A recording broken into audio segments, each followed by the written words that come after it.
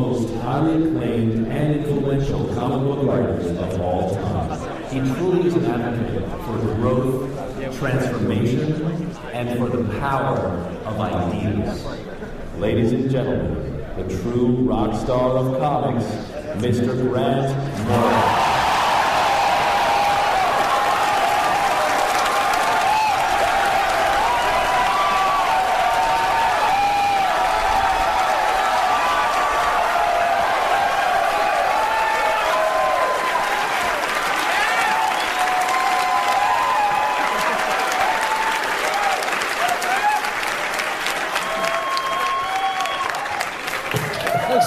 That's very kind of you. I can't express how much that means to me in words, so I'll do it in the form of dance.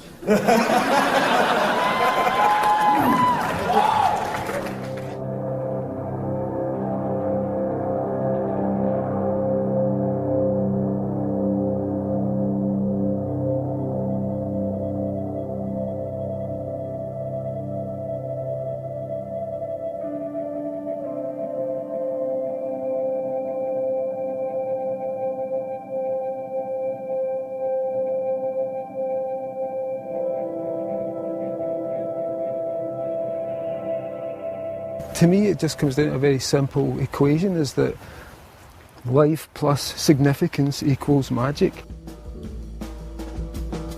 Grant Morrison is the most popular and the most successful comic book writer of his generation, but he's also the most controversial.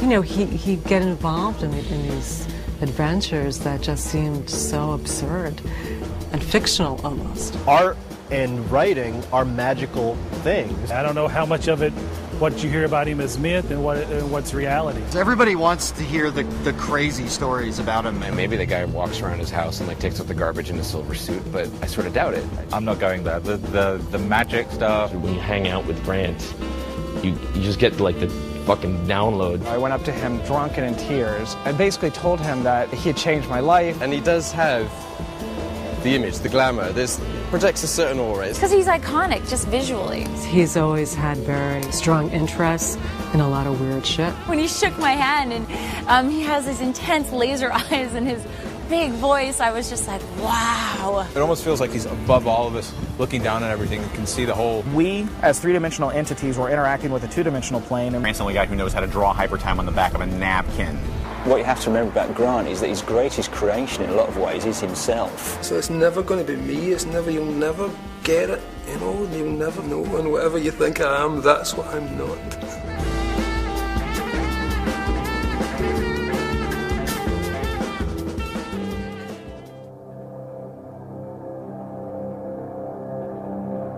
I grew up as a kid in a fairly poor part of Scotland, in Glasgow. My father had been a soldier in World War II. He'd started as a soldier and then he became a pacifist. He was a big man, he was a strong man. He had a moustache, looked a bit like Stalin. He was a character. But I'd been up at my grandmother's and one of the last steam trains that ever went on the rails in Scotland came roaring past me. My dad saw me rooted to the ground apparently from the window and ran down, scooped me up.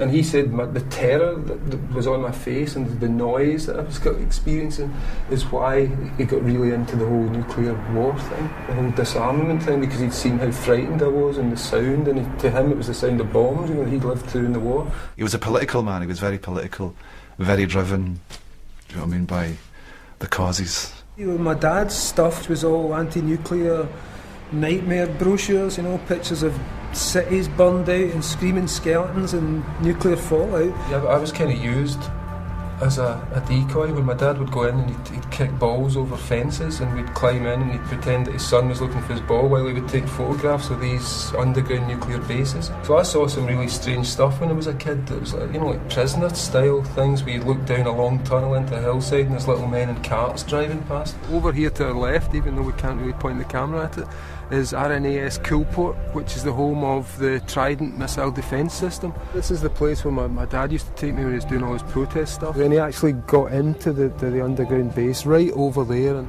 they had things like they had everyone's coffin, cardboard coffins piled up on the wall. And it was the idea that when the nuclear war came, all the civil servants would have 4 minutes to rush to these hidden shelters. And from there, they would sharpen their pencils and start the world up again. It was insane, the idea that they even believed this could happen. But they actually had stacks of coffins, cardboard coffins that could be folded out, and they had everyone's names printed on them from the electoral register. So they were just waiting for us all to die.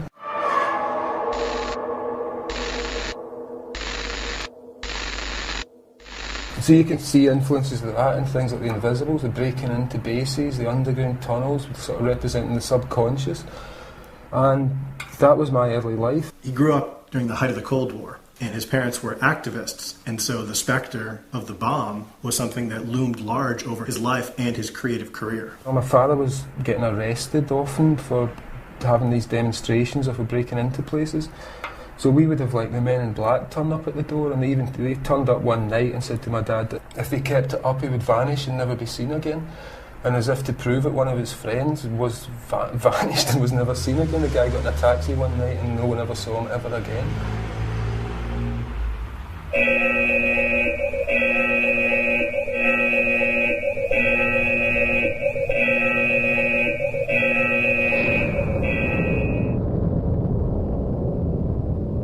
I just lived daily with the fact that my parents were fighting against the bomb. The minute this thing happened, we would be obliterated forever.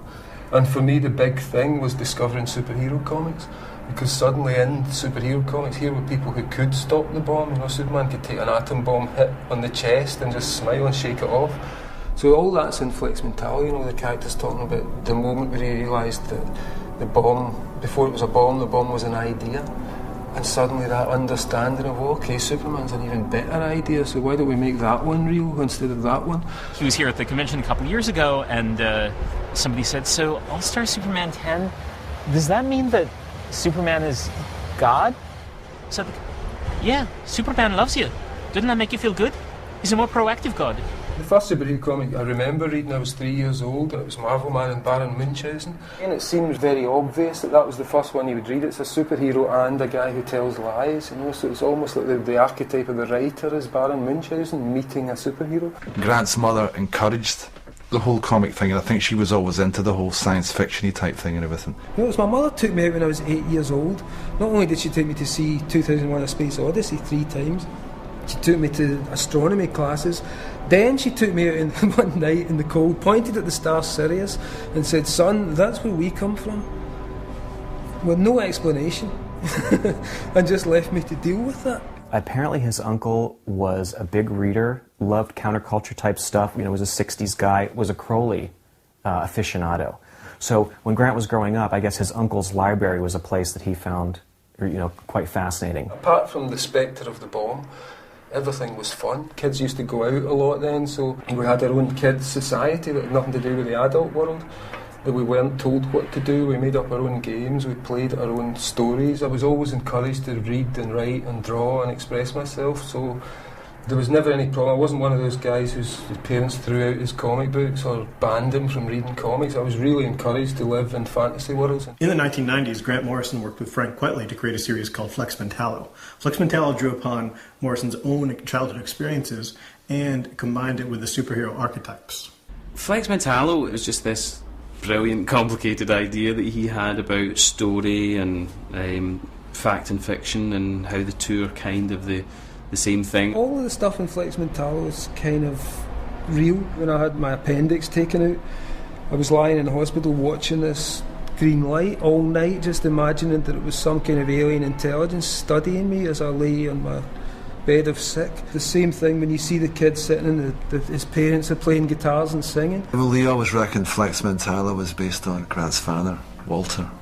All that's real, you know, like wanking off to drawing supergirls in the nude, you know, as I would do when I was a young teenager. That was, you know, without a girlfriend, so you draw superheroes, like getting off with each other and stuff. After childhood, I got to 12 years old, my parents split up, and that kind of fucked with my head a little bit. And at the same time, I made the horrible mistake of I got a scholarship to go to a boys' school. And I thought this was a great idea when I was 12, and then when I was 14 I was going crazy. I was climbing the walls because I wanted to meet girls, and there was just no way of meeting girls. So what happened to me after this kind of interesting, happy, peppy childhood was that I had the worst teenage years. When I finally got out of the boys' school, I was like fucking 19, you know, and I hadn't even been near a girl.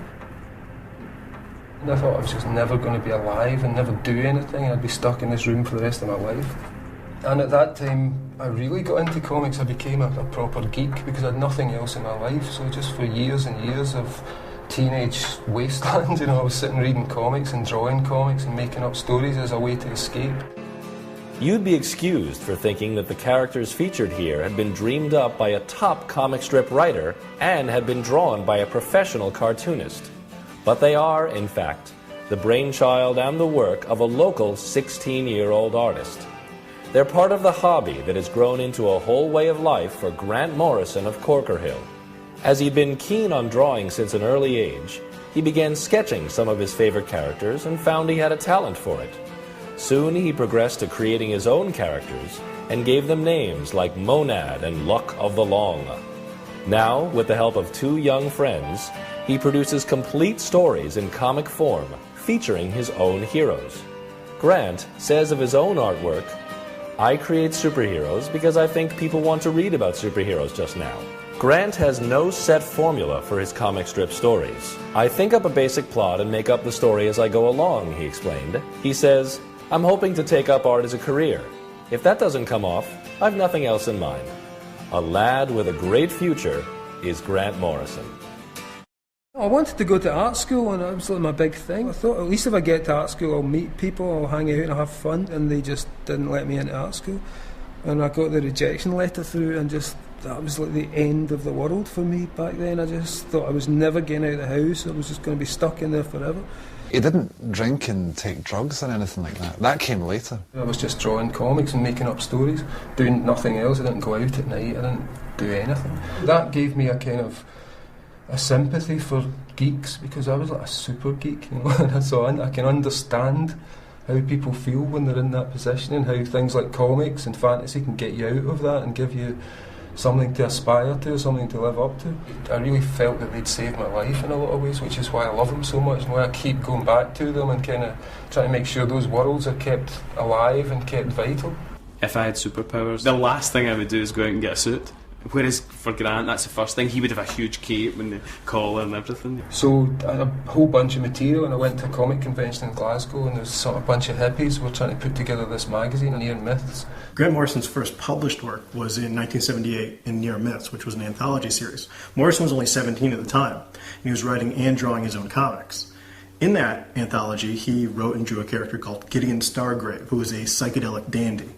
That character would later reappear in Morrison's Invisibles as kind of an analogue for Morrison himself. And it was just really weird, time travelling, guys walking along haunted, desolate streets looking for ethereal girls. He seemed very quiet and shy, and to see the work being produced by a 19-year-old at that time, I think was impressive. And they hired me straight away and said, "We'll give you £10 a page," and that just seemed like, that was like a fortune for me. That was real proper money. In addition to comics, one of the things that Morrison's known for is his interest in magic, specifically chaos magic. The idea that by believing in something, you can make it real. And he'll talk about the rituals he'll perform, and then seeing if they produce results in the real world. And for Morrison, they have. You would look at things one way, but he would always look at them from some other abstract dimension, or imagine it this way.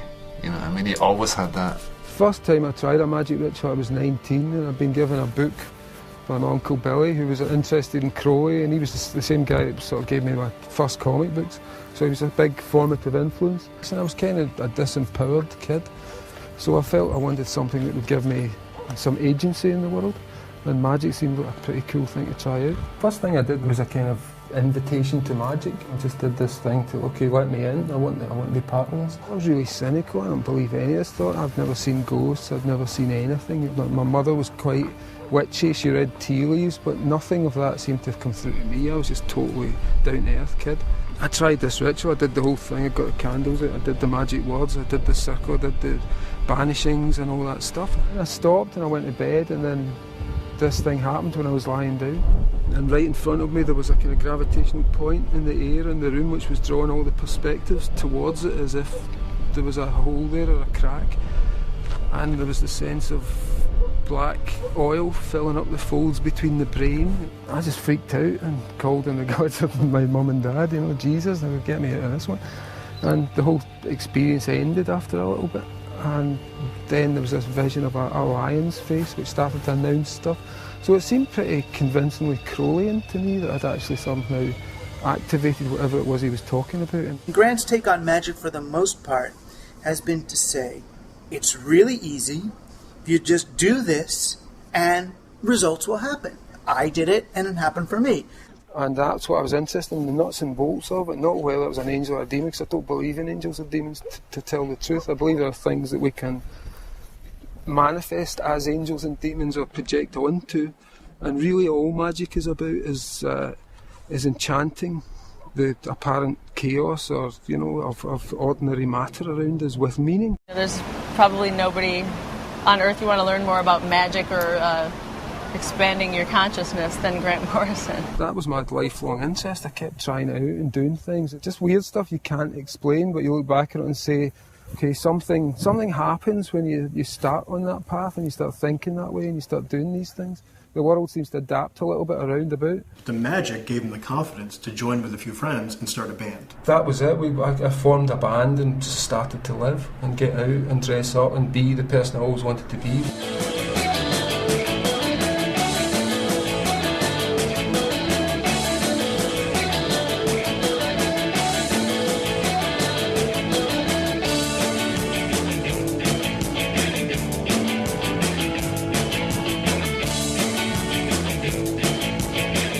It was kind of psychedelic, kind of garage rock and roll, about the Beatles and the Rolling Stones and just that kind of pebblesy Electric Prunes, very 60s influence. I was into punk, I was into the Beatles. I grew my hair out like Beatle hair, and I started wearing what now would be regarded as Austin Powers style clothes. The Gideon Stargrave character that's in The Invisibles, that was how I looked back then. I had one of those red military guardsman's jackets and the shades. Fairly kind of dandyish, in a kind of very skinny Oscar Wilde kind of way.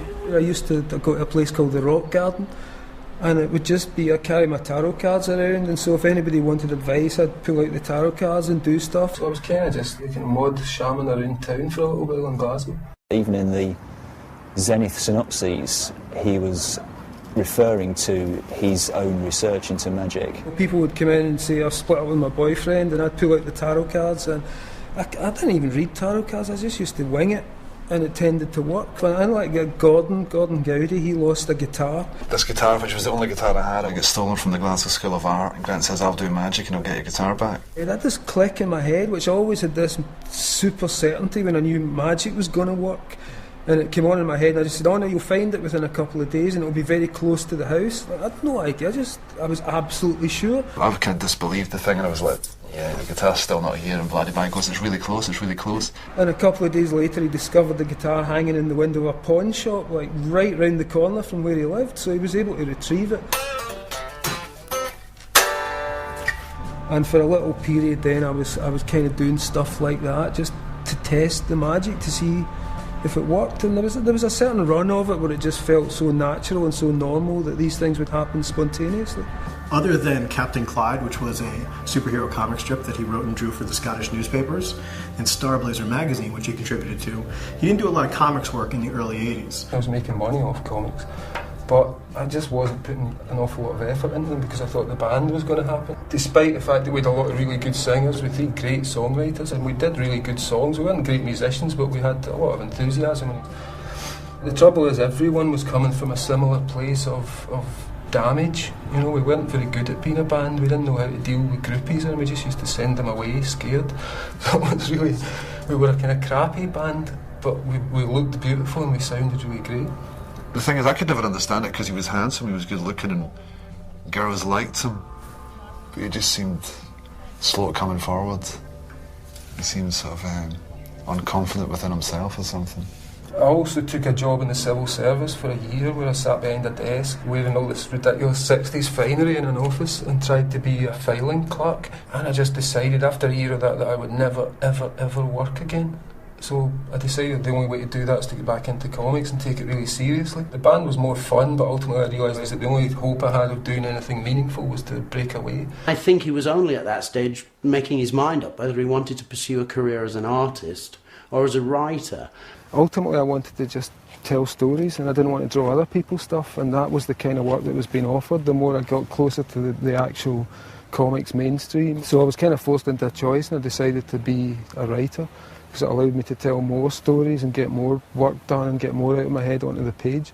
Fortunately, at the time, the magazine Warrior had just come out, which had Alan Moore's revival of Marvel Man and V for Vendetta. In the early to mid-'80s, when Morrison was away from comics, Alan Moore came into the picture, really changed the nature of comics. It took comics in a much darker, much more mature, much more adult direction. So I remember reading V for Vendetta and thinking, this is what I wanted to do, this is the way comics should be. So one of the first things I did was go down to see Des Skin in London, the publisher of Warrior. He was such a quiet, unassuming kind of guy when he'd come into the office. He was more like a fan than a professional, you know, very, very shy, very timid seeming. But his work was the absolute opposite. It was totally out there, even his early stuff. And I'd taken this story, which was a kind of Kid Marvel Man spec script, and he bought it straight away. So again, it was a really good jump for me. And I thought it was a really nice little 5-pager. But Alan, like any creator, I guess, who owns material, didn't want anybody else touching his material. Then Alan Moore had it spiked and said it was never to be published. So thus began our slight antagonism that's persisted until this day. Alan Moore, he's very disdainful of the whole medium, except for the work he produces. Morrison tends to poke fun at that sort of thing. Alan kind of is at this pedestal, and Grant just has to poke at him. I kind of get that feeling sometimes. They asked me to continue Marvel Man because Moore had fallen out with everyone in the magazine and taken away his script. And they said, would you follow this up? And to me that was just like, oh my god, you know, the idea of getting to do Marvel Man, following Alan Moore. I'm the only person in the world who'd really do this right, and I was well up for it. So I didn't want to do it without Moore's permission, and I wrote to him and said, you know, they've asked me to do this, but obviously, you know, I really respect your work and I wouldn't want to mess anything up, but I don't want them to anyone else to do it and mess it up. And he sent me back this really weird letter, and I remember the opener just said, I don't want this to sound like the softly hissed tones of a mafia hitman, but back off. And the letter was all, but you can't do this, you know, we're much more popular than you, and if you do this, your career will be over. And it was really quite threatening, you know, so I didn't do it. But I ended up doing a little bit of work for Warrior. What I saw in his work was a almost fully formed, straight out of the box, professional comics writer. There wasn't the slightest hint of amateurishness in those scripts of his that I read. 2000 AD was the biggest magazine of the day in England. And he created the first superhero for 2000 AD, Zenith. And it was based on the idea of the superhero as pop star. And he created this, what ultimately became a 4-part saga that drew the attention of American publishers. DC started to recruit because Alan Moore's Swamp Thing had been very successful. They said they gave me a call, and it was one of those moments where I said, oh my god, DC Comics just phoned me. So I went down to London for one of the first big summit meetings they had, and it was the same meeting they discovered Dave McKean and Neil Gaiman and Peter Milligan and all those people. He was very shy, extremely shy, but he was a good talker, and when we finally could understand what he was saying, pitched a number of ideas. One of them was Animal Man. I went down in the train and had no ideas. I came up with Animal Man, who was a character I'd loved as a kid because he was really obscure and I was the only kid who knew who he was. I kind of had a slight emotional connection to that character, and I thought, what could I do with that? What would fit into DC's kind of reviving our superheroes mode? He pitched a very sort of real-world scenario with this crazy character. So the first 4 Animal Mans were done as a kind of sub-Moore approach, because I thought that's what Karen wanted, which she kind of did. I first read Grant's work on Animal Man #1. I recognized the character from like Who's Who and stuff, and I read that first issue and I was blown away. That was like one of the best comics I'd ever read in my life.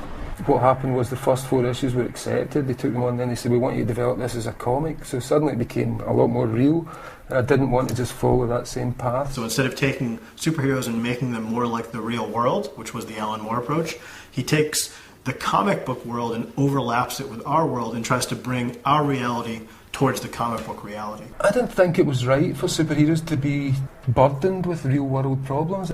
I was more interested in going into their world. I wanted to find out what it was like in there, where the sky was always blue, where everything was primary coloured, where time was represented by boxes and you could cut between one moment and 10 years over the space of a gutter. So again, that's why I always thought my agenda and my project was so different, because I felt that Moore was about bringing the grit and the grime into superheroes' lives and hurting them and kind of messing them up and exposing their futility and their frailty.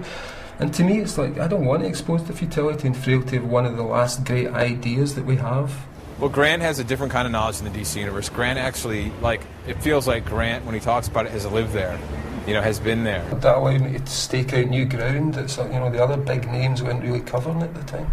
And I'm still doing the same kind of stuff, I guess. Grant Morrison had been writing Animal Man for a couple of years, and by the end of his run, he actually appeared as a character in the series. It was the early attempt to just appear on the page and talk to the character and say, well, I'm the guy who made you, I'm the guy who killed your family.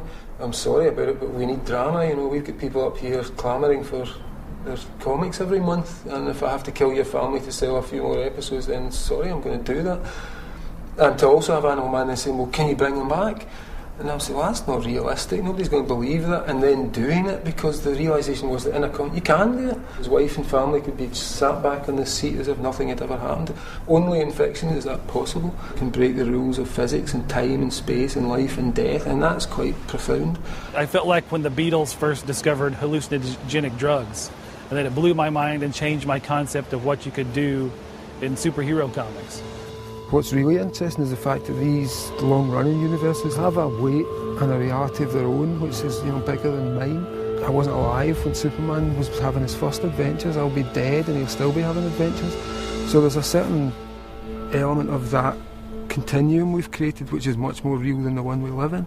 The process back in the 80s and in those days was just, it was easier because I didn't have so much work. You know, Animal Man or Doom Patrol, I had an entire month to write those comic books, and I used to spend an entire month doing it. So a great part of the day was me just walking about the streets and going up and down the canal and having vague, you know, romantic thoughts.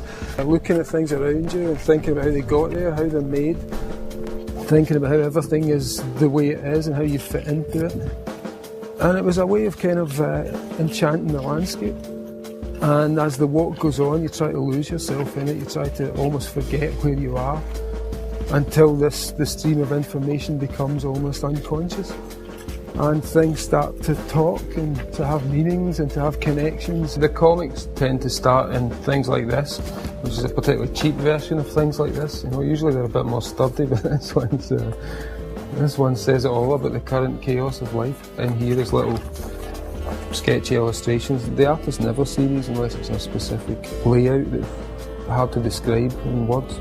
Quite often he might send along a little thumbnail sketch of a particular design. This cover here is obviously recognisable as Frank Quitely's cover for Batman and Robin #1, in its very infant ideas stage, and he takes that and does something so much better and much more accomplished than that.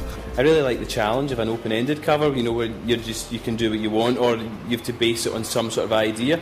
But equally, it's really nice when somebody actually gives you a drawing they've done, says, do that, that's what I want.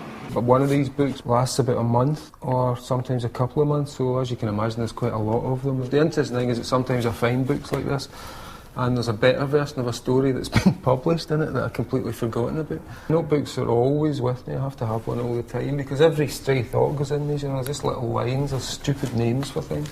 All fire is the same fire, sounds like an Alan Moore quote, but there it is. I don't even know what that means. A black mask, renegade costume, could be anything, you know. Once you get past having written one of these, you've no idea what you were talking about when you look back at them. Yes, I saw the Earth remade with my own eyes. There you go. From there, just go straight into working on the script. He's seen it in his own head and he's worked it out to be paced this way and to fit into this size. It works. It's just a question of taking that and then trying to make those words that he's described his vision with, you know, work in pictures. You know, usually I've got notes, I've got kind of breakdowns. If it's a 12-issue series, I try and work out the entire 12 before I start. And I sit down and I'll work out the entirety of The Invisibles, the 6 years of it. But having said that, I didn't know what the last sentence in that book would be until the very last page when I got to it. And suddenly it was, oh, okay, our sentence is up. So yeah, I mean, it starts in the notebooks, it goes straight onto the computer and out to the artist. He tells me the story, then I tell the readers the story, which is, I think, the way it should work anyway. Speaking to an artist friend, and he couldn't believe that you could start in comics with drawings, convert them into text, and then send them to an artist to reconvert them into drawings again, but different drawings.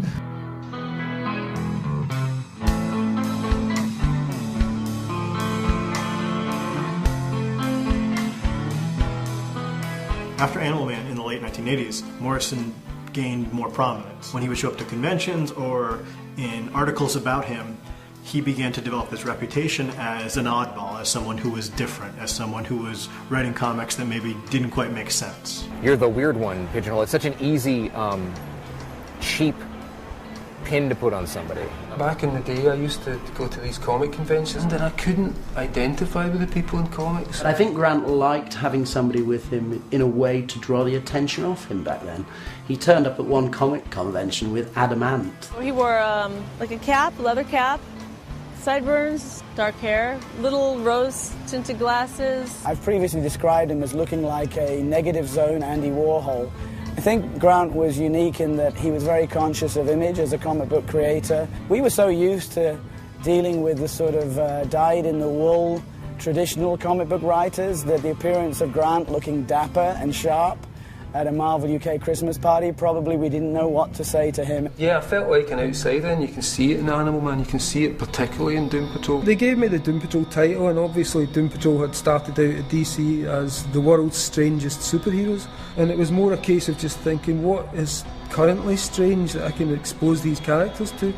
And for me, what was strange was just all the new stuff that I was getting into, which was like situationism and surrealism and Dada. These were superheroes that you wouldn't want to actually be. You don't usually find someone who wishes they could be a brain in a tin can or somebody with, 64 personalities. It was kind of about the people I was hanging about with, like just fuck-ups, people on medication, artists, crazy girls who made beautiful sculptures but then spent the rest of the night crying. I was trying to, again, mythologise that experience, the experience of Bohemia through superheroes. Finding Doom Patrol was one of those life-changing moments, realising there are other weirdos like me out there. So I kind of set out deliberately to write comic books that were chaoses that we had to make sense out of. Life causes all manner of confusion. I think stories should as well. In the late 80s, Morrison was working on Animal Man and Doom Patrol. Both of those series were great, critically acclaimed, but they weren't starring popular characters necessarily.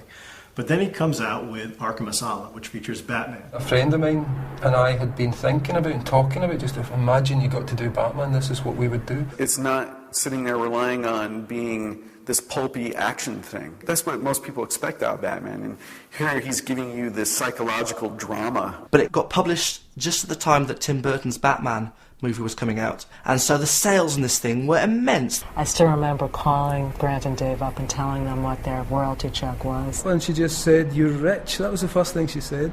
And they'd sold 120,000 on the first day, and I was getting $1 on each book. It was the book that really made his career. It just felt brilliant, because I'd been years of assuming that I'd always just be in the same position, stuck in Glasgow with no money. He left comics behind for a while to travel and experiment and to just see what life had to offer. It took me until I was 30 to decide I'm going to start drinking, I'm going to start taking drugs, I'm going to see what life is like for other people. And so my whole life kind of blew apart, and I split up from the girl I was with and started doing all this other stuff. And when he broke with Judy and he went round the world and stuff like that, that's when he changed. That's when I noticed the change in him.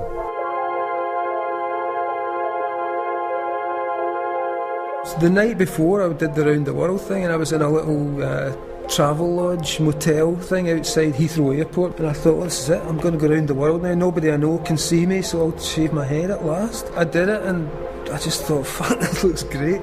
The writer that I met in 1985 was far quieter, less outgoing, less sure of himself, I think. From being like the Doom Patrol, where I felt like a real outsider and no one understood me, suddenly I was travelling around the world, flying to San Francisco to meet people that seemed interesting, or suddenly I was going to fetish clubs, and I'd done things I didn't think I could do. If I'd imagined them back home, I'd never have left home because it was too scary or too weird, but being in those situations, I found I could deal with them, and it just made me feel bigger and more expansive and more capable of doing more things that I hadn't done before. He really, came out of his shell. What was it Rambo called it? The complete and systematic derangement of the senses. That was my goal at the time, to see how close I could get to the complete and systematic derangement of the senses. It was always done in these ridiculous experiments for me, so when I decided to see what drink was like, I bought a whole bunch of different drinks, starting off with really cheap cider and then working my way up to champagne. And every day I would just pour a pint and drink the pint, which was nuts, So I thought, okay, what's cider like? Pint. Oh, that's interesting, And then the next day it would be like, what's wine like? But I suddenly realised then, this is kind of interesting, I feel a bit loose now, I feel a bit kind of disconnected from all those old problems that I once had because I'm now drunk.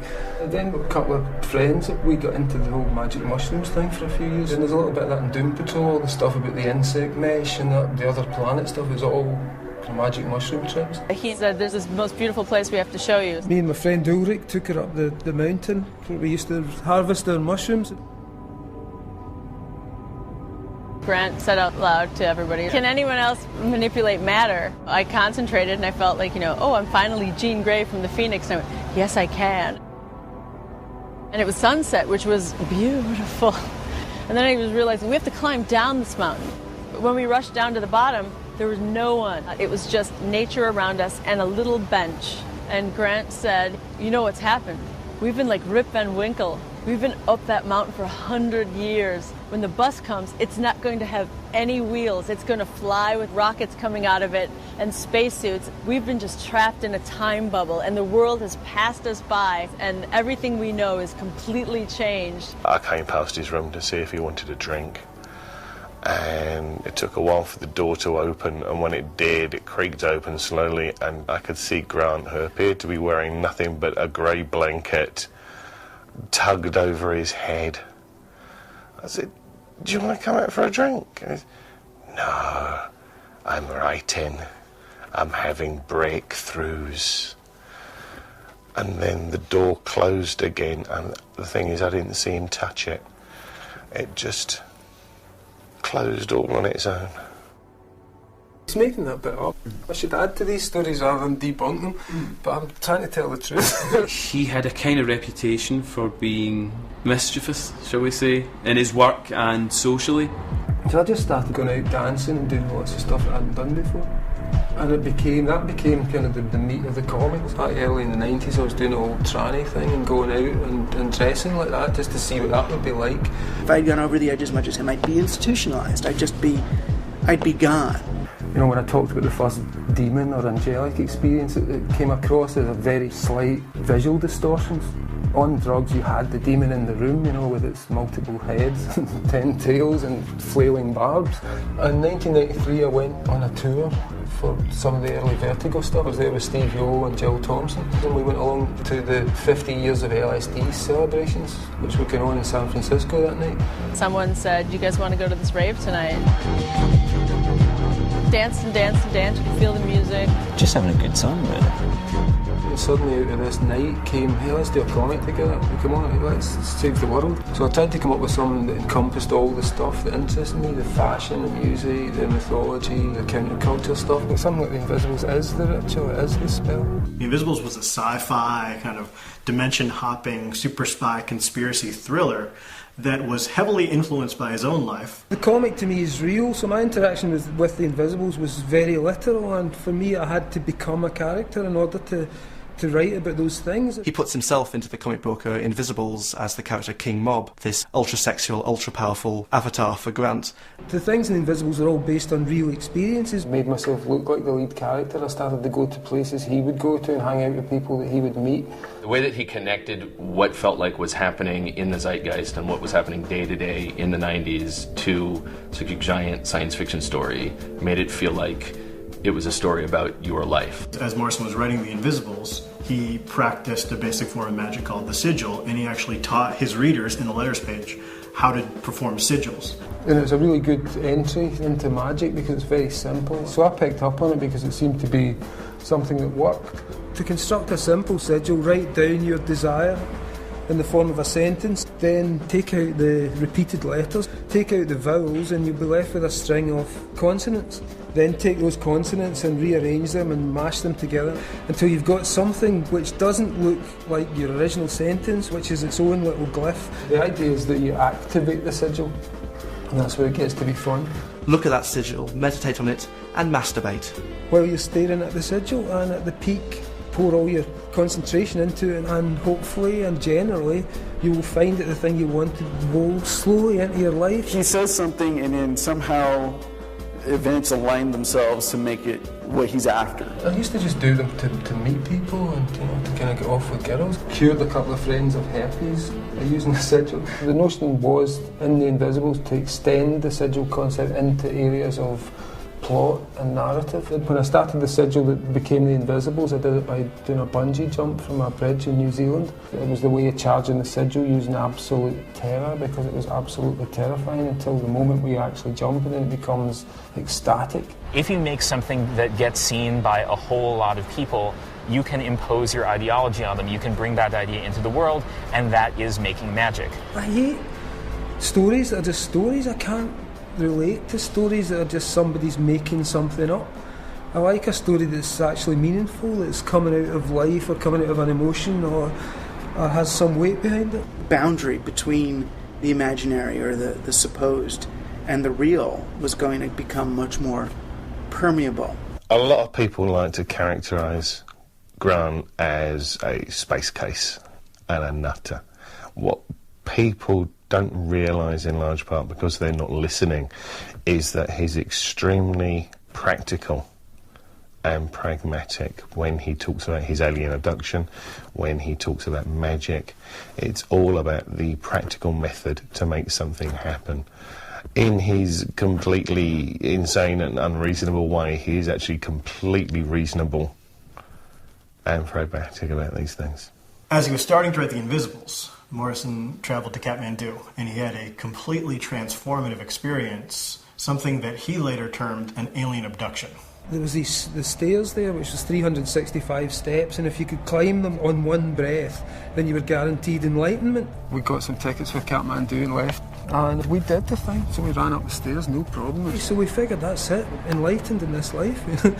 The job is done. A couple of days later, I was sitting on the top of the Vajra Hotel. I was actually writing the instruction for the Invisibles when the experience happened. There is a break that says, shit, I've just gone away and the most profound experience of my life has happened. But the temple began to look like a machine. It was pumping this spiritual energy, and it was getting quite profound. These things came out of the wall, like these silvery blob guys were saying, where do you want to go? And the first thing I could think of was Alpha Centauri. And suddenly there was this collapsing Stargate kind of effect, and I wasn't in my body anymore. There was 3 suns, there was a planet that was kind of blue and green. So they said, right, we're going to take you off the surface of the space-time continuum, ready for this one?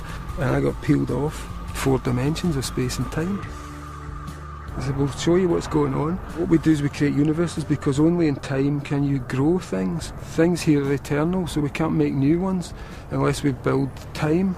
In the second-to-last Invisibles, we see Jack walking along, leaving a trail of after images that's him through time, stretching back all the way through his life. Pull out further and you see every single human life represented this way, not only in the present, but in the past. We pull even further back, and now we're outside of time. We see time represented as a 4-dimensional crystalline structure. In order to get here today, you had to be yesterday. And you also had to be 10 years old, and 9 years old, and 5 years old, and everybody had to wind their way back through, down into their mother. And then the mother winds her way back into her mother, and the whole thing connects as one continuous activity. And I spent the 6 years afterwards trying to probe what that meant and what had just happened, what was going on in my brains, through the Invisibles. When he's talking about alien abduction, it's more of a metaphor of an awakening, of an awareness, of a sense of the layers of reality. And I think that's the same experience that we can get from reading his comics. Grant writes very basic comic book scripts. In terms of format and structure, they're really no different than any other comic script. I think people expect them to be these sort of insane missives on the world and the world that he lives in, and they're really not. They're very sort of structured, formal scripts. What makes a Grant script different is what he's asking people to draw. My reactions when I get a new Grant Morrison script, my reaction upon first reading it is oh my god, how am I going to do this? Oh my god, how am I going to draw this? It's like trying to draw a sunset or something like that. You can't capture all of the different aspects or the other sensory inputs. I guess if there's a difference in Grant scripts, there's just so much information. I often would just write him and make sure I had the important points in there so that I didn't miss anything. He would say the character opens the door and there's a blob of mirror matter behind it. He wouldn't put the character opens the door to see the most amazing sight ever. You know, mirror matter, exclamation mark, exclamation mark. He was very matter-of-fact about it. Nowadays, Morrison has close collaborations with people like Frank Quitely and J.H. Williams. It was important for me to talk to him, and so we just started having conversations over the phone. And I remember him talking to me about conversations with the characters. When it flows, I hear them talking, and they're talking and they're saying what they're saying it in their voices. When I don't hear that, I have to reconstruct it just as a writer, using writerly tools. Yeah, I don't think anybody would ever know the difference, but for me it's not as good as when you start to hear, oh God, there's Scott Summers, and it sounds just like Scott Summers. Quick, write that down. Other artists just get the Morrison script and then do their own thing with it. Some people I speak to quite a lot, like Frank Quitely. We live nearby and we're friends. We three, I think, it's the most collaborative in terms of actually you breathing down my neck and telling me that it's not different enough, and it's not good enough, and it's not new enough. Other guys, I just trust them so much, you know, like Cameron Stewart, he's brilliant. I hardly ever get in touch with him. I feel terrible. I should get more in touch with Cameron. The only contact I have is generally through email, and even then, it's not usually with Grant himself, it's with his wife, Kristen. I want to be able to trust my co-pilot to work well. And I don't want to be hanging over the shoulder or being controlled. I actually never speak with Grant while I'm working on his books. I like to kind of reinforce the mystery of it. You know, maybe he's too busy communing with like kind of forces of the universe to kind of like start typing on a MacBook or whatever. How you doing? I'll just say hello to you for 5 seconds. And another 5 seconds. We'll meet each other next year. I'd never tell him to change anything even if it's wrong. The mistakes are as cool to me as the things that work. I think when he's working on the corporate trademarks, the big Marvel characters, the big DVC characters that he works on, he has a responsibility to those trademarks and to that corporation, obviously. So those works are not as transgressive as perhaps his other work, his more personal work is. But still, these ideas do get smuggled in. You know, you have to look at Grant's work as like it's a bullet with a candy coating.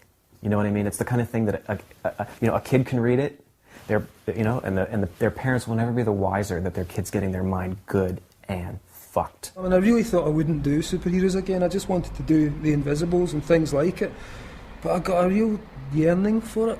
JLA was a very strange book in that basically DC Comics gave Grant Morrison a man known for more introspective, weirder projects. And they kind of gave him the keys to all their biggest cars. My headliner, closing this show. I'm the realest. Coffee. And with Justice League, I just thought, I want to just do a big old superhero comic the way I think they should be done, like huge ideas, imagination. Let's throw out all this stupid dark stuff and the realism of it. As they kind of came in, here's Batman, here's Superman, here's Wonder Woman. Pretty much the first time that they've been put all together with a major comic book writer. Do you know, at the time I was like tripping out my box most days, so I was getting a lot of really good ideas for superhero stories. The Invisibles was quite intensive work and it was very involving. Justice League, I could just go away and cleanse my palate with some crazy stories that would allow me to play with my favourite toys and giant beasts and hyper-dimensional entities and all the things I were into, but taking down the level into the idea of the adventure story. I remember he'd get involved in these adventures that just seemed so absurd and fictional almost. If I wanted to write about voodoo, I wasn't just going to read a bunch of books. I would have to interact with voodoo lore to see how it felt, so that I could do it in a way that was actually honest. By mistake, this one night I found myself in the palace of the Scorpion gods, and it was horrible, just these big things with kind of human faces on bodies. They would tell me I had to get a tattoo at the base of my spine with a scorpion on it, which I gave to King Mob. You know, the things that anyone could do. Anyone can contact Scorpion gods, anyone can talk to John Lennon or Mickey Mouse or Ganesh. He was talking about how one time he healed his cat, you know, and when I had a bad experience in my life, the first person I called was Grant, because I was like, I wanted us to do magic. And we did magic over the phone, and I think it worked. I believe in my heart it worked. I was living it, you know, I'd become the character. I was wearing the clothes, I was going to the places, I was doing the things, I was doing the rituals, I was hanging out with the gods, and then putting it back in the comic, and then being affected by what was in the comic. So yeah, in terms of reality, that one was the actual deal, you know, that one was bringing me to the verge of death. When Grant was working on The Invisibles, he got sick right around the time that character got sick. Just after King Mob had been convinced by the bad guys that he'd been given a necrotising fasciitis bacteria that was eating through his face, I suddenly get this huge boil on my face, and within 3 days it's enormous, distorted my entire features. I remember him saying, "Steve, look at this," and he like pulled his ear back and there was this hideous kind of green, crusty kind of crater thing behind his ear, and he'd got no idea what it was. I was sweating constantly, I was getting into fevers and having these like shakes and rigors and then freezing. I just couldn't get up anymore, and I lay in front of the fireplace in my house. I mean, he thought he was going to die. I mean, he was broken down in tears, and he was delirious, man, delirious. And suddenly this giant column of light comes through the door. I mean, bear in mind I'm hallucinating, but this was one of the most amazing hallucinations I've ever had. And it's Jesus. The first thing he said, which is the thing I put in the comic, just this voice suddenly announced itself. "I am not the God of your fathers, I am the hidden stone that breaks all hearts." So then he's saying to me, "Okay, you're about to die now, but you don't have to die." And I said, "Look, I really don't want to die. What do I have to do?" And he said, "Well, if you want to stay here, you have to work for us. You know, you have to spread the light," whatever that means.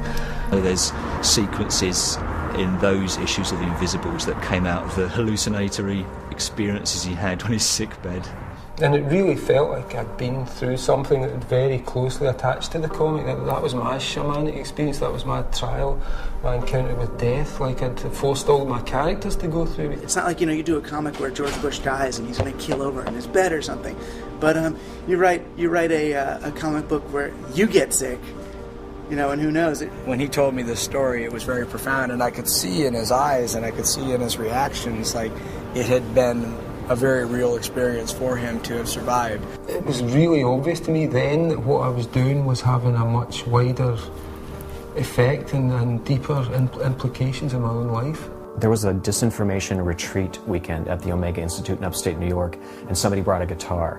And at one point, Grant gave probably a 40-minute impromptu concert. I'm singing for these gorgeous girls and admiring boys, and I was just like, there he goes. There's the totally self-expressive human, with no doubt, just boom.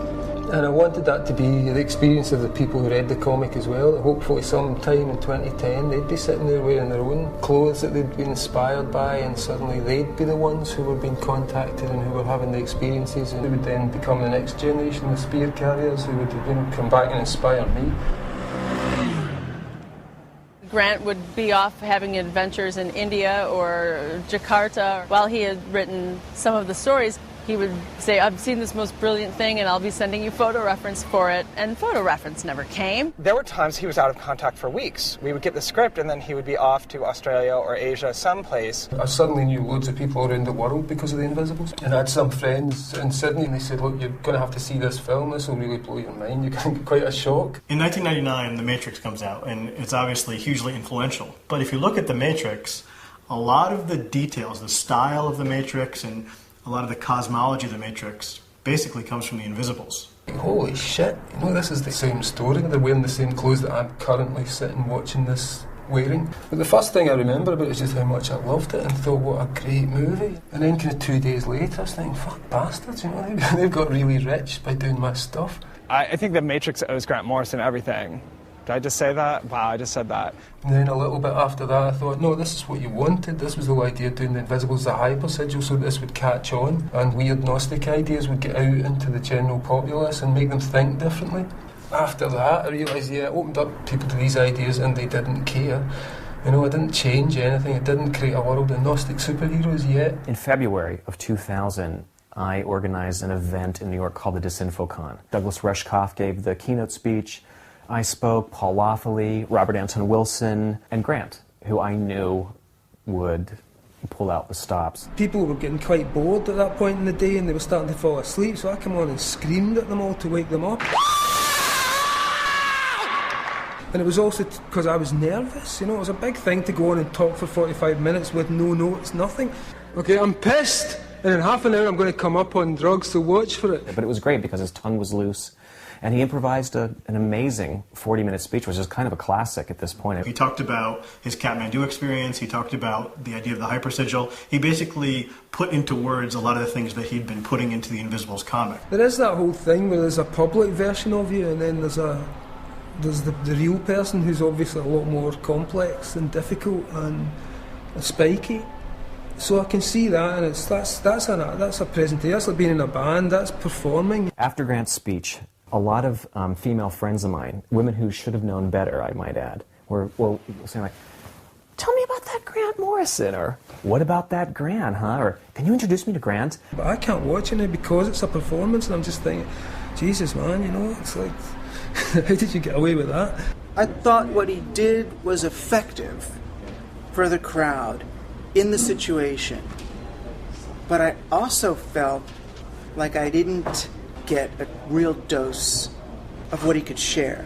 The Verve did that great song at the end of the decade, "The Drugs Don't Work," and that's how I felt at the time. It was just that exhausted, this period is over, you know, the 90s is over, pal. I know he'd been alone for a long time. I know that he was very lonely, and you know, he'd been traveling the world but not really connected to people in a very close way. 3 strippers came up to my room, these girls that I'd met through the Invisible, big fans of the Invisibles, really smart girls, and we just sat all night drinking champagne, smoking dope and talking about quantum physics. And I thought, right, I'm in a real bad place now if I can sit with 3 stripper girls and all we do is talk about quantum physics, you know, and I don't have a girlfriend right now. What the hell am I doing?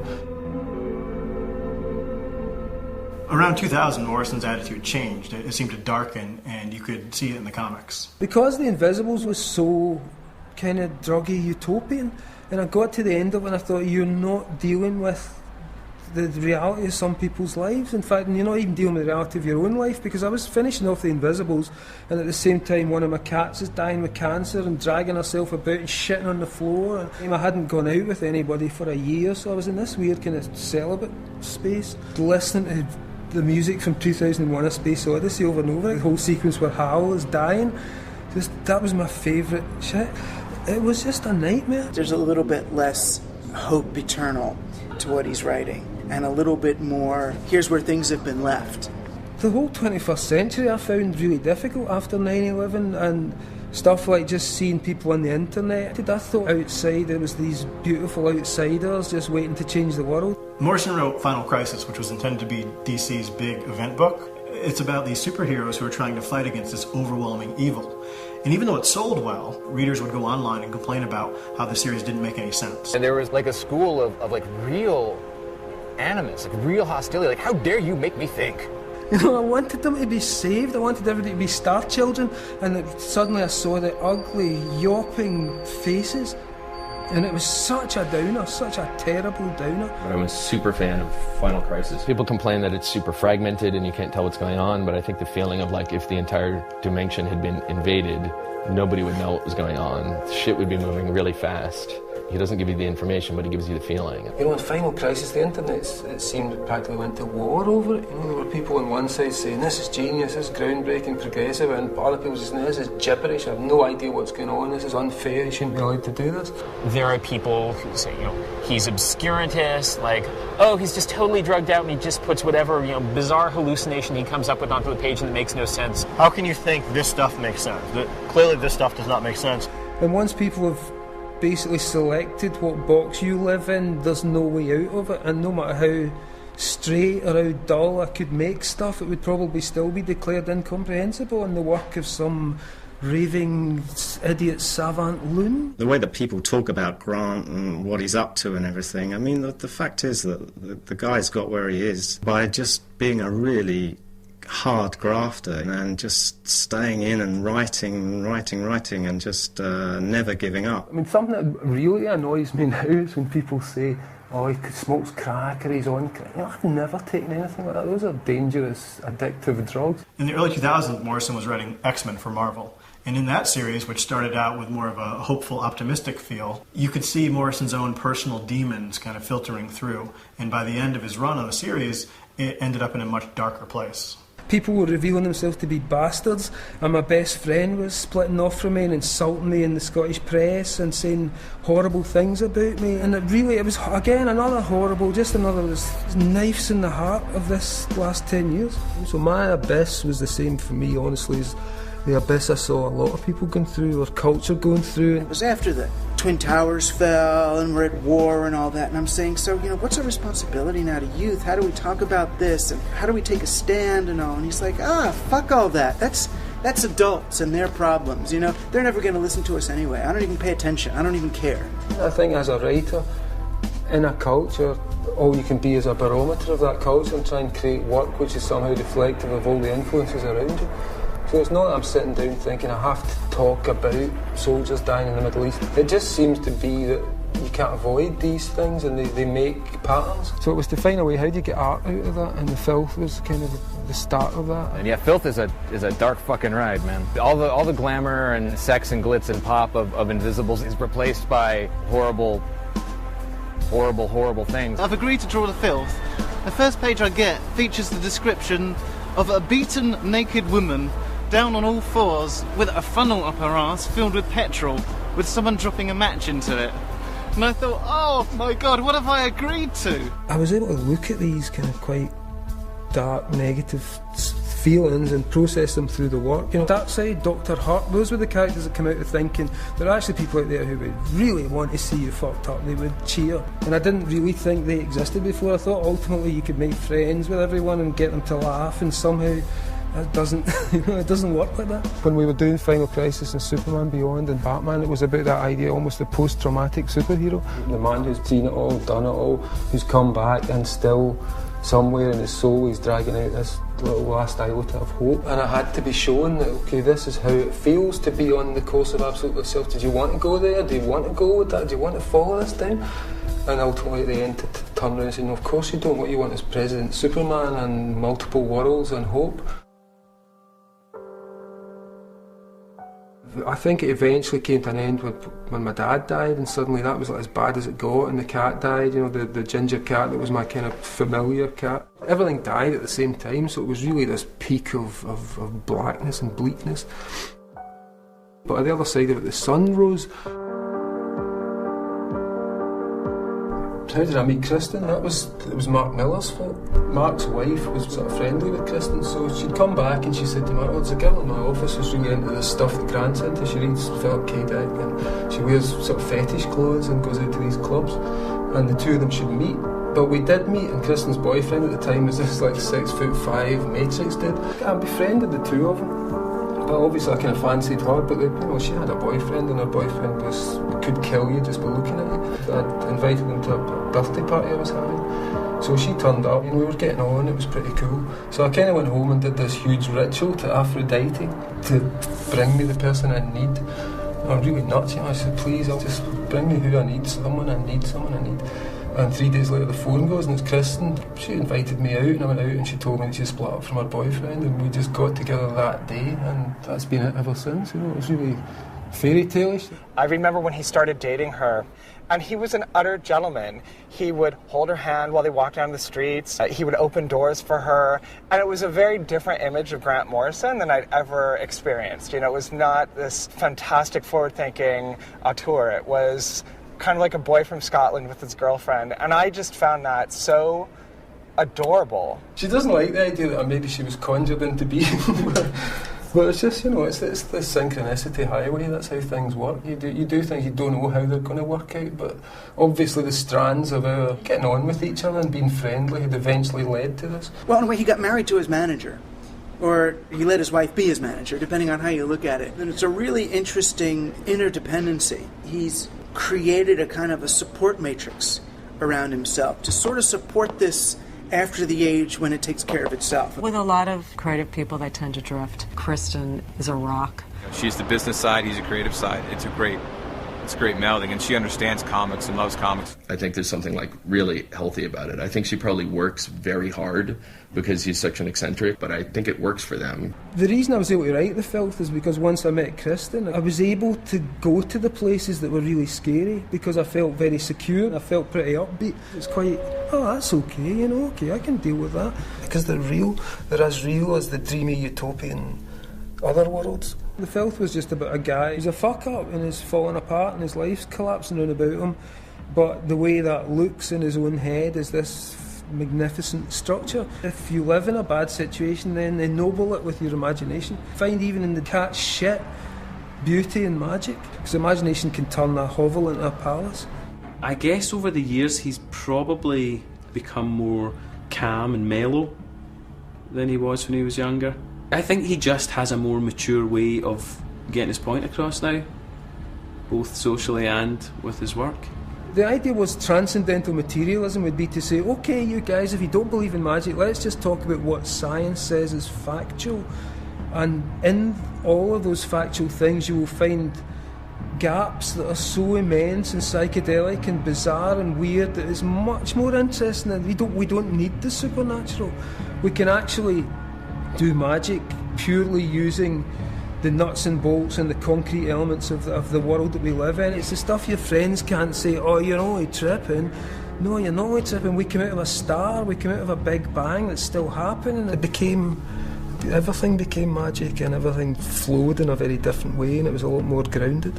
It seemed ludicrous to frame it as magic now because it actually just seemed like reality. Magic seemed like the fashions, the clothes you wear when you're young to try and be cool. I'd just been wearing those clothes to get to this place of understanding, which is really very like, oh, it's just that? Well, that's kind of cool. It's a simultaneous, it's just that, but oh my God, it's that.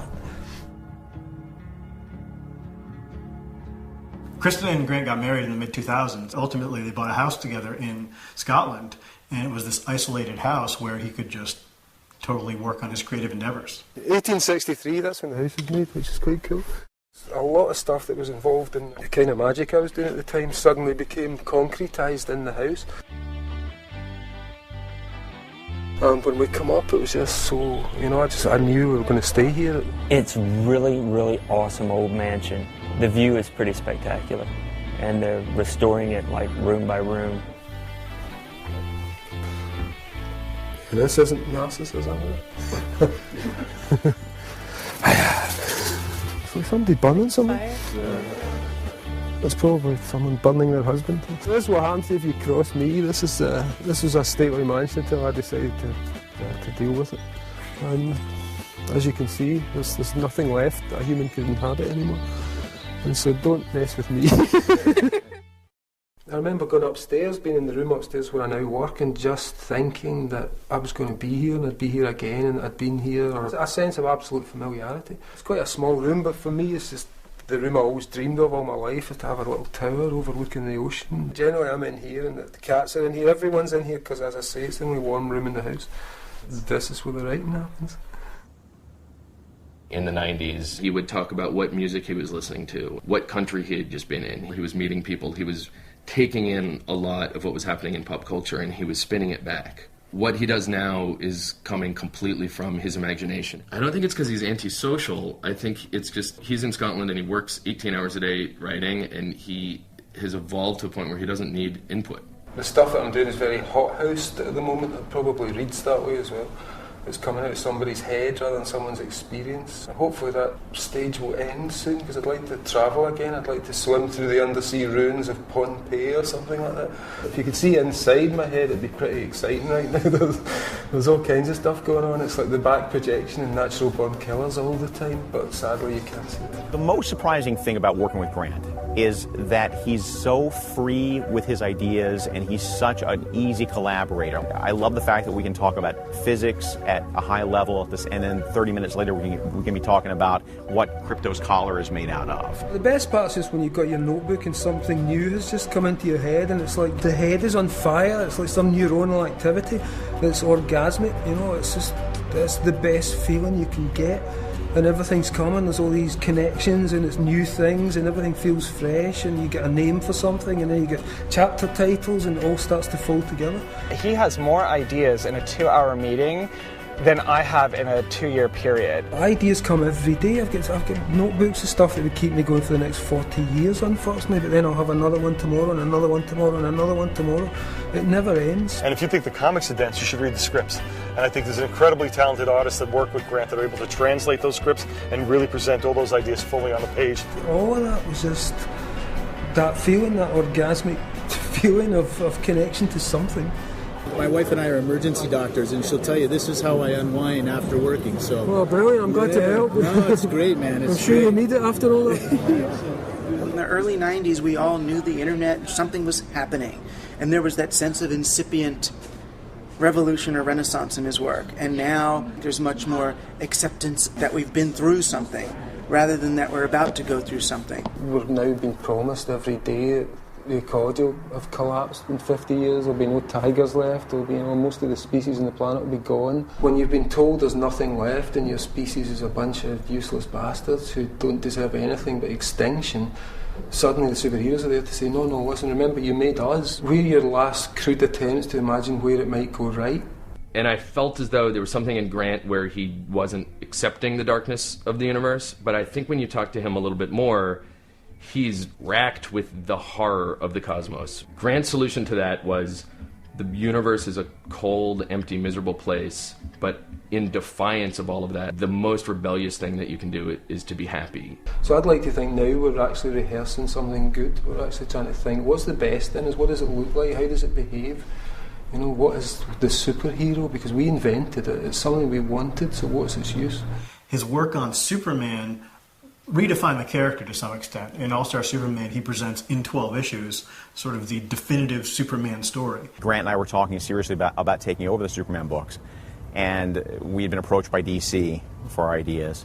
And we're talking about going, how do we do this Superman stuff? It's just really, it's so big, it's so hard, how do we get this? And suddenly we looked up and there's this guy walking across the tracks in a Superman costume. And it's a pitch-perfect Superman costume, and he looks like he just walked off the comics page. I'm not talking about some ratty velour costume with padded muscles. This guy looked the part. We've got to talk to this guy. This is the shamanic moment. This is the message from the universe. And he was just sitting there, posed much like on the cover of All-Star Superman #1, just sort of one leg up casually, just sitting there on a rock. It was just the cape was kind of draped and it was just like really relaxed. Look at this guy. And I'd always thought of Superman as being posed and being constantly stiff and kind of statuesque, and to see the way the cape was draped and the way he just had one knee up and he was kind of leaning on it. And Grant just started asking him questions about what it's like to be Superman. And the guy, in character, completely in character, just had a conversation. So I would say to him, so how do you feel about Batman? And he'd think for a bit and goes, well, Batman doesn't really see the light in people like I do. And he would be really serious then about how do you feel about Lois Lane, and he would talk about his relationship with Lois. And I'm just sitting there noting stuff down. So I always tend to see that as a kind of shamanic vision of Superman that came at exactly the right time and kind of informed the whole of what went into All-Star. The sun goes down into darkness and rises again. That's the basic concept of the magical journey. And the sun for me in the work was an All-Star Superman, which is based on an old concept of our sun and kind of exalting that as an inner strength. So there was that, and it was the feeling of, okay, I'm in this kind of mature position. Superman's starting to get closer to me. Superman's the peak of the superhero comics, the original, the daddy of them all. So there's this dad stuff going on. He talked about the way you would feel if you met Superman, because it would be a bit like a god, a bit like a dad, a bit like a celebrity. We met Robbie Williams, the singer. He was the biggest singer on the planet, and I thought it was really interesting to be that close to a golden human, and almost godlike. I'd never met anybody like this, an actual star who, when they come into your house, you feel as if you've taken a drug just by them sitting there. And yet at the same time he's just an ordinary guy trying to deal with his life. It was exploring that theme again about the importance of story and what story actually means, and how story can be very real because of the way it affects us. Suddenly I was writing about something that meant something to me, and I could also talk about Superman's father dying, and the whole Jonathan Kent thing, or Jor-El, the idea of losing a world or losing your father, of living up to your father's inspirations. And the whole book became about that stuff, and I think that gave it its strength and its spine and the kind of the resonances that it has, and it's what makes it a real book about real things rather than just a superhero slugfest. The consciousness of the reader comes in, and there's this hologram is formed between the creator, the reader, with the comic book in the middle, and the thing comes to life, to the point where people can sit with tears streaming down their eyes at We 3 when there's nothing there except ink and paper. I cried at the end of We 3. Like, I'm sitting there sobbing over this comic book, this graphic novel. I'm crying on the pages. That happens because I'm sitting writing it with tears streaming down my eyes, and somehow that's communicated. Just you, there's no one in the world like you, so let's see what you see and what comes out through your head. It's okay to mess up sometimes. Yeah, it's good to mess up. Sometimes when you mess up, you find new things and new ways to work. You got that? Alright, what do you say? Yeah, anytime. And we've shared a few adventures. A few adventures. Anything could be said on camera? Sadly, no. Maybe when we're much older. Shortly before I die. But I won't care what people think. Hopefully you'll be dead before me.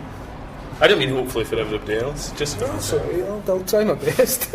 As long as I can be allowed to do them, I'm going to keep doing them, because they let me do anything I want in comics, which is really rare these days. It's very hard to be able to absolutely express yourself in the way you want. And I remember he came to Comic-Con, and he's being escorted around by 2 security guards, and then him and his wife, and there's like 300 people lined up to get their book signed from him. And we met up at the DC party that night, and he's just like, oh fuck man, it's like out of control. It's like really, it's gotten big. Yeah, I mean, you're young, you can be a girl, you can be a guy, you can be a clown, you can be a freak, you can be cool, you can be... The older you get, you kind of get forced into just being who you are, which is someone hurtling on their way to the grave. So I don't know, I mean, it's just the next one's whatever the next one is, whatever the next big change happens. I'd like after this phase maybe to go a bit crazy again, or I'll go completely mental. I've lost faith along the way. There have been times where I think, all right, that's it. Now he's off the reservation and he's never coming back, and he never fails to stick a landing. Or, if anything else, fail more brilliantly than anyone else can. And I'd rather read interesting failures than boring, easy successes. I've gone back to being optimistic, yeah. I mean, in a sense, things feeling better. It might just be me, and I'm seeing the best in the world now that I'm feeling a little bit better. But I think it has to, I've got to go back to my original belief when, in the 90s, when I had my experience that everything was okay, and that we've not to be frightened because it's only part of something much bigger that will be wonderful. It's starting to feel more real again. To believe that things are going to get better and that we will participate in things getting better is not to hand over to some father from the sky. I don't believe there's any father from the sky. I believe it's just us about to become something else. And if there's anything else out there, they're not fathers, they're not mothers, they're some other fucking weird thing that is, as I've tried to describe in the past, but can't. And I'd really rather ultimately just say that all I've got to offer is that I'm a witness to the events of my life. That's all I know. I know fuck all else. No, why would I tell stories? All I've got is the truth in this world. To say this happened to me, what do you think that means?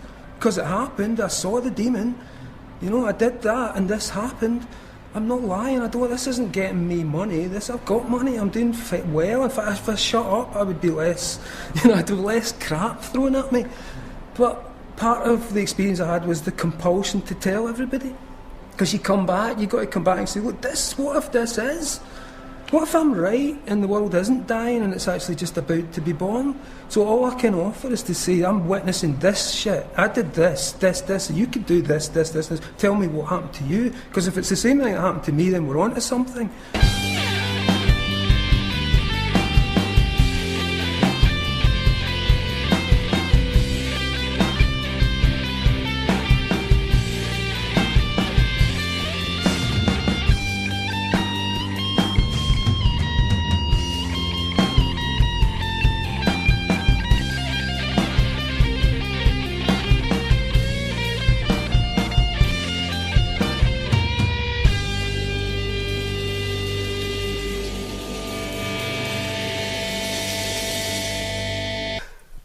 What am my final statement? Jesus Christ, love one another and love me more than everybody else.